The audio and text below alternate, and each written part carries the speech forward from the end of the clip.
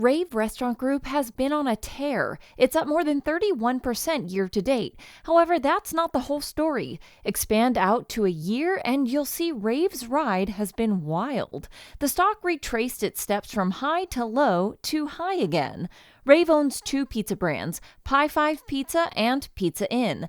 Pie 5 is the smaller of the two, while Pizza Inn has more than 200 locations in the United States, as well as international operations primarily in the Middle East and New Zealand.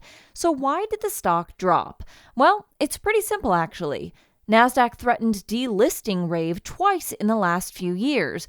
Once mid-2020 and another time in early 2021. The company had to issue more than 3 million additional shares to raise cash, increase shareholder equity, and stay on the exchange. It was successful, and of course, it also had to deal with the pandemic. So will Rave continue to pop?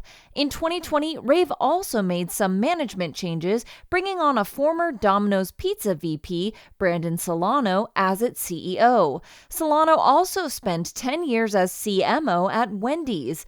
This is where it gets interesting. Solano played a key role in Domino's incredible turnaround that started between 2009 and 2010. And with Solano leading Rave, here's what has helped drive the stock in 2022.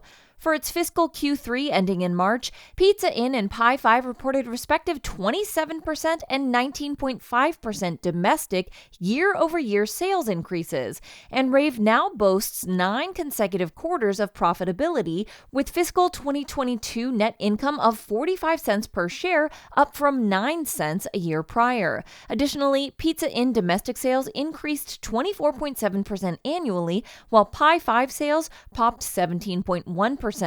And the company has spent more than $1.5 million to buy back shares in 2022, the first time it has done so in about a decade. The bottom line is this: Rave's most recent quarter accounts for the stock's 18% 5-day return as of Tuesday's close.